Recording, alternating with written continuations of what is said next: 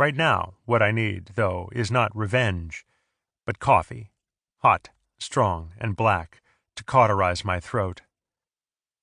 I smoked last night for the first time since college, and once again I blame the cowboy boots. I was in bed when I tugged them on again, wondering if I'd bought too snug a toe.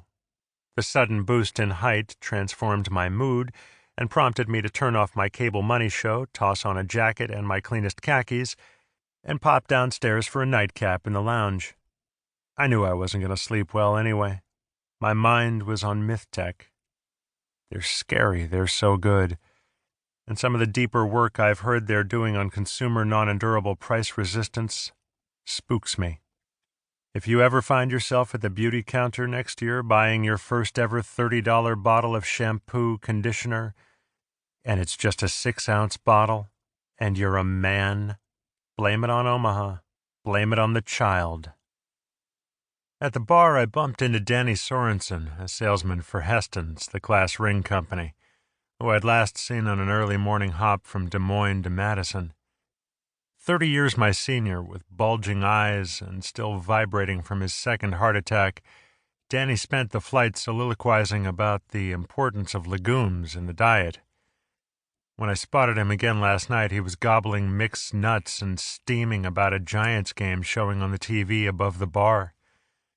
He announced when I sat down that he'd beefed up and didn't intend to survive his next attack, then offered me a menthol, which I took.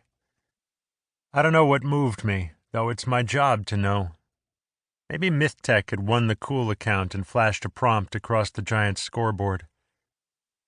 "This team gives me a gut ache," Danny said.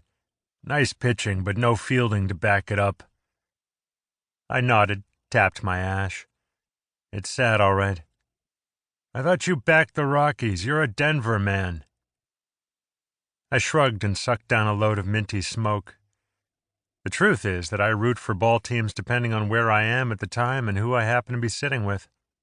3 years ago, during the NBA postseason, I started the evening rooting for the Bulls in an O'Hare microbrewery and finished it whistling for the Timberwolves at the Minneapolis Marriott. I follow the crowd, I'll admit it, and why not? It's not their approval I'm after. It's their energy.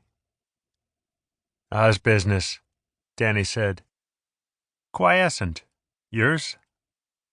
Quiescent was a featured focus word from one of my Verbal Edge cassette tapes. Years ago, a few months after my divorce and a week after I stopped peddling storage solutions to rural Western hospitals, it was a touring self-improvement seminar, a Sandy Pinter production, that fished me out of the bottle I'd slithered into. I've tried to keep something perking ever since. The world's 100 greatest ideas condensed. The P. Chester Prine negotiating course. My goal is to speak at least 3 new words a day. It can be a struggle when I first use them. They sound like they're in brackets or quotation marks. But later on they come naturally, I find. The only problem, the world is going visual, so I'm forever clarifying myself. The assumption behind Verbal Edge is that fine speech provides an advantage in business. But I'm not sure. We're working to open Japan. It's going fine. Highly sentimental about their schools there. Nice contrast to what's happening in the States. Interesting, I say. I'm always interested. I'm big on hearsay and inside information, and I pay the price in my portfolio, an assortment of esoteric long-shot tips whispered to me over in-flight scotch and sodas. I forget my losers when I hit a winner, which I'm told is a sign of a gambling addiction. In truth, I just don't care much about money. We always had enough when I grew up, and then one day, when my father went bust, we didn't. Not a lot changed. The house and the car were paid for, we never ate out, and we'd always shopped garage sales for everything but major appliances, which my father knew how to repair. We threw a few more garage sales. That was all. It's like that in Minnesota, outside the cities. A town finds a certain level in its spending, and almost everyone clusters around the mean so that no one has to feel bad if poor luck comes.